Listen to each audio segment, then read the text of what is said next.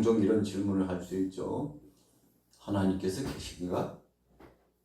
하나님께서 정말 계신가? 이런 질문을 할 수 있죠. 어떤 때 의심이 되고 믿어지지 않고 우리의 삶이 막막하고 괴롭고 고통스럽고 탄식이 되고 눈물 나고 한숨이 젖어올 때 하나님 계시나? 의심이 가고 마음에 답답함이 올 때 그런 말을 할 수 있다는 거죠. 오늘 욥도 그의 인생 여정 가운데서 참 암울한 시간들을 많이 보냈죠. 인간적으로 보면 답답하고 컬컬한 것이 많았습니다. 괴로움이 과중되었습니다. 하나님을 눈으로 뵙고 싶지만 보이지 않아요. 그분을 붙잡고 하소연하고 그분 앞에 청원하고 싶지만 그분이 아니 계신 것 같은 그런 상황이 엄청난 소용돌이처럼 몰려옵니다. 그때 오늘 본문의 욥기서 23장에 말씀하고 있는 이 내용 속에서 욥은 그런 고백을 하고 있는 거죠. 자, 1절 말씀 한번 보겠습니다. 욥이 대답하여 이르되 오늘 내게 반항하는 마음과 근심이 있나니 내가 받는 재앙이 탄식보다 무거움이로다.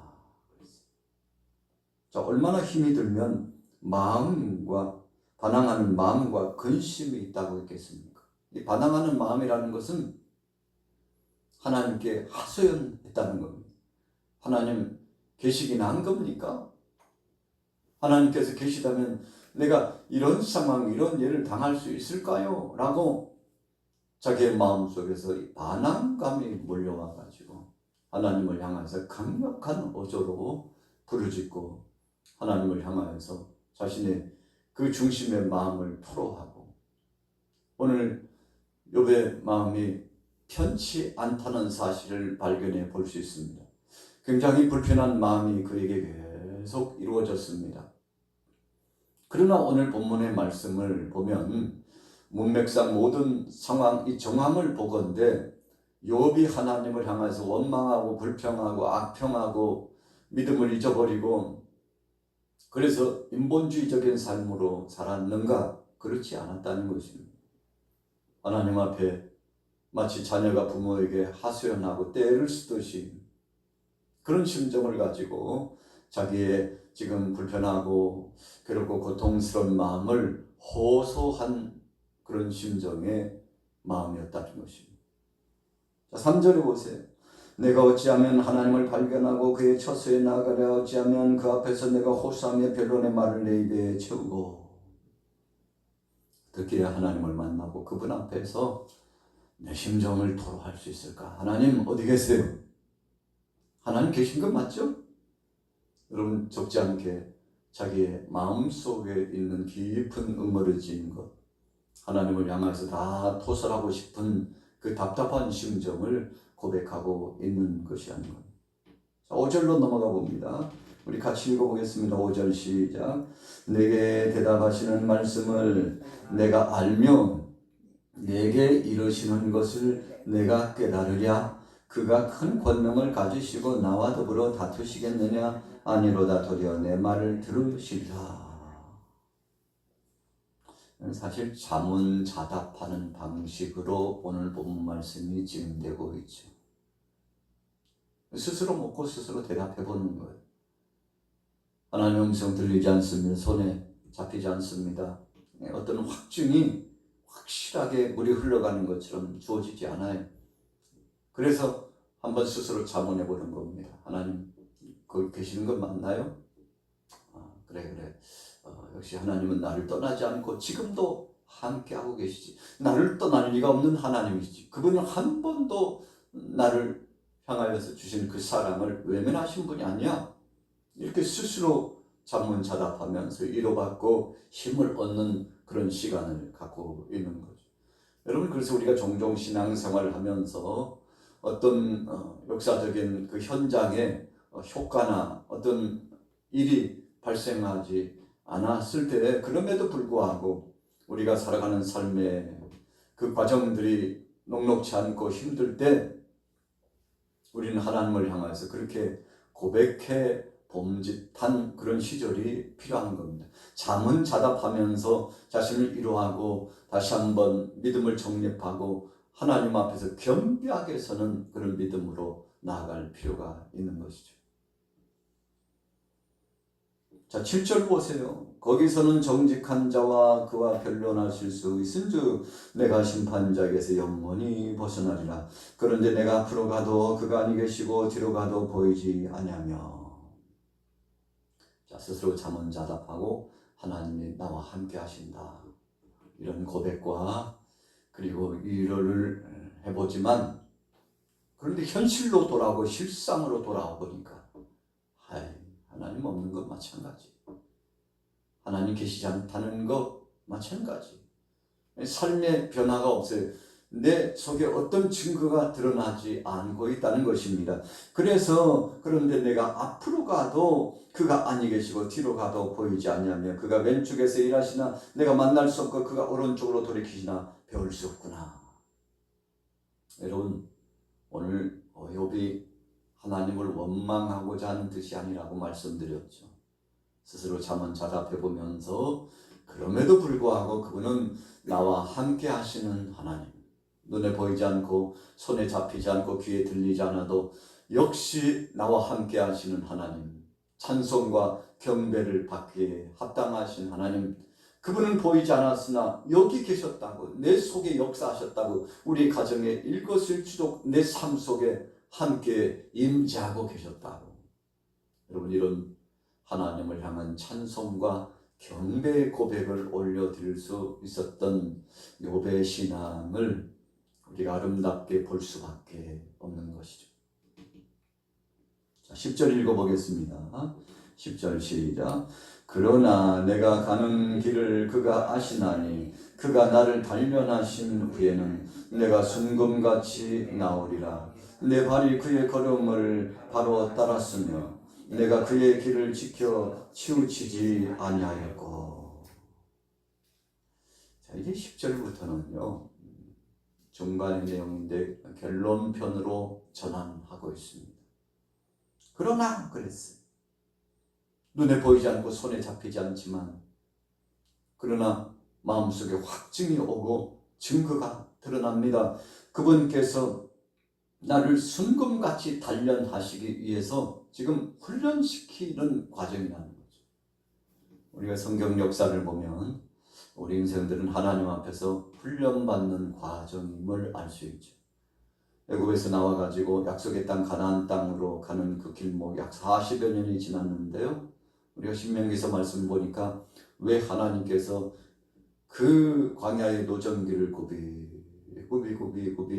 돌게 하시고 40여 년 동안 이끌어 가신 이유가 뭘까라고 하는 것에 대한 대답을 하나님께서 이 내 백성들, 내 자녀들이 내 말에 순종하지 않는지 순종하는지 보려고 내가 이 백성들을 훈련하려고 그렇게 했다.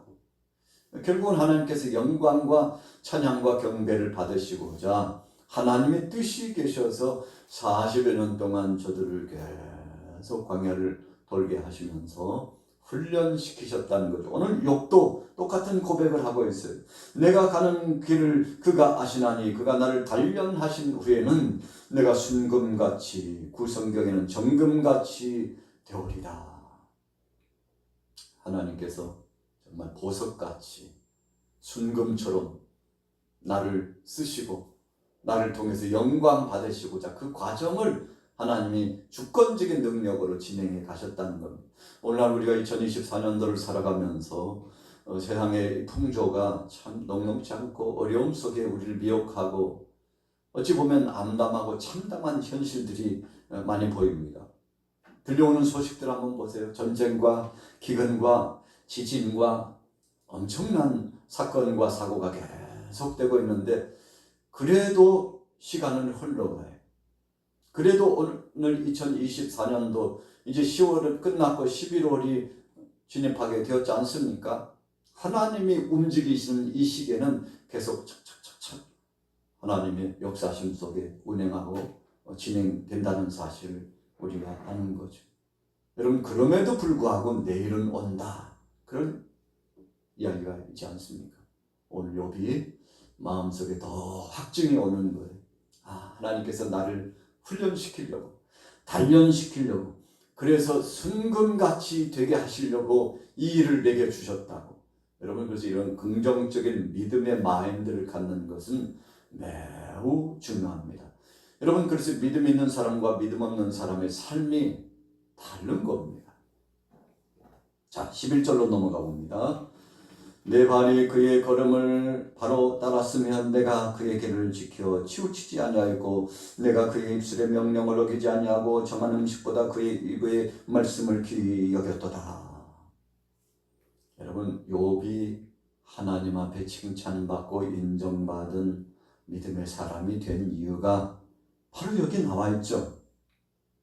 내 발이 그의 걸음을 바로 따랐으며 한 번도 주님의 말씀을 어기고 불순종한 적이 없고 주님 뜻대로 살았으며 세상에 하루에 3끼를 먹지만 그 음식보다도 더 중요하게 여겼던 것이 하나님의 말씀을 먹는 시간이었다는 겁니다. 여러분 욥이 이렇게 믿음이 성장하고 하나님을 기쁘시게 할 수 있는 것이 하나님 말씀 중심으로 좌로도 우로도 치우치지 않고 하나님 말씀 중심으로 살았기 때문에 그렇습니다. 오늘 저와 여러분들도 오늘 하루 이제 월요일 아침을 시작하면서 11월의 첫 주간을 지나고 첫 월요일을 맞으면서 그런 마음을 갖고 결단했으면 좋겠습니다. 주님 말씀 중심입니다. 주님의 생생한 그 말씀이 내 마음에 들려오고 내 귀에 들려옵니다.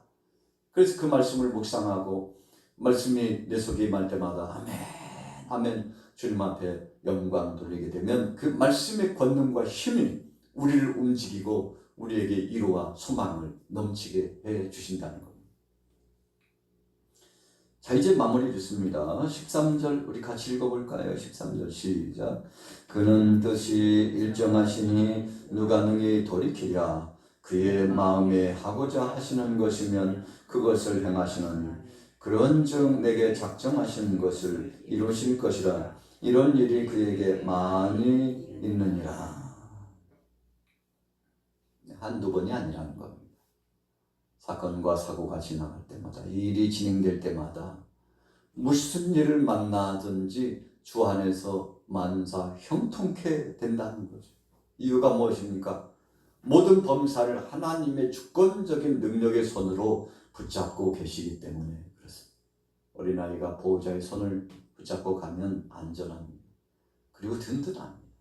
아이가요 할아버지 할머니 아버지 어머니 이 보호자의 손을 잡고 그냥 천방지축이에요. 발길질을 하고 뒤로 돌아서고 그런데 붙잡은 그 손 안에서 놀아요. 때로는 아이가 짓궂게 장난치다가 넘어져요. 넘어져도 보호자가 붙잡는 그 손이 탁 붙잡고 있기 때문에 아이가 넘어질 듯 하다가 다시금 일어나죠. 오늘 욥은 그런 고백을 하고 있는 겁니다. 하나님이 이 모든 계획을 하시고 하나님의 섭리 가운데 인도하고 계시기 때문에 나는 넘어지거나 자빠지지 않고 온전하고 결국은 종국적으로 하나님의 뜻이 이루어지게 된다는 이 확증을 갖고 하나님 앞에 감사하고 있는 거죠. 그래서 14절에 보세요. 내게 작정하신 것을 이루실 것이라. 누구에게요? 바로 내게, 우리 자신들에게, 오늘 여러분들에게 하나님의 작정하신 것은 분명히 이루어진다는 것이죠. 자, 15절 보세요. 그러므로 내가 그 앞에서 떨며 지각으로도 그를 두려워하리라. 하나님이 나의 마음을 약하게 하시며 전능자가 나를 두렵게 하셨나니 이는 내가 두려워하는 것이 어둠 때문이나 흑암이 내 얼굴을 가렸기 때문이 아니로다. 세상이 흉흉하다고 어떤 때는 막 두려워하고 공포에 젖고 참 이 세상을 어떻게 살아가나 이런 마음을 갖고 살면 여러분 얼마나 답답하고 괴롭겠습니까? 그런데 욥이 가진 마음은 때로는 두렵고 자신의 마음속에 긴장감이 솟아오르지만 그러나 어둠이나 세상의 풍조 때문이 아니에요. 하나님의 그 어미하심과 그 능력과 권능이 나와 함께하기 때문에 그래서 이런 표현을 우리가 하나님을 경외하는 신앙이라고 그러죠. 하나님을 두려워합니다. 그분을 귀히 여기고 그분 앞에 영광을 돌립니다. 그분의 말씀의 철칙 앞에서 순종합니다. 어떤 상황 속에서든지 하나님 앞에 맡기고 나갑니다. 여러분, 이런 신앙인을 우리가 믿음의 사람, 순종하는 사람, 하나님의 주권을 인정하는 믿음이라고 우리가 말하죠. 오늘 여러분들이 이런 믿음을 갖기를 축복합니다. 여러분, 세상의 풍조가 나날이 달라지고 변화무쌍해요. 참 얼마나 세상이 흉흉한지 몰라요. 그럼에도 불구하고 우리가 안전지대에 있는 거 아니겠습니까? 답답함이 있고 우겨쌈을 당해도 괴롭지 않아요. 고통스럽지 않아요. 오히려 주님의 말씀 진리 안에서 자유롭고 행복감이 넘쳐나요. 그래서 항상 기뻐하라, 쉬지 말고 기도하라, 범사에 감사하라. 그랬던 것처럼 우리 속에 기쁨과 감사와 주님을 향한 은혜의 감격이 충천하는데, 여러분, 이것은 주님의 사랑이요 주님의 은혜 때문입니다. 오늘 하루도 여러분들의 가정 가운데 생업 현장에 무슨 일을 만나든지 주님 앞에 영광 돌리고 믿음으로 승리하시고 응답받는 시간 되시기를 예수님의 이름으로 축원합니다. 아멘. 아멘.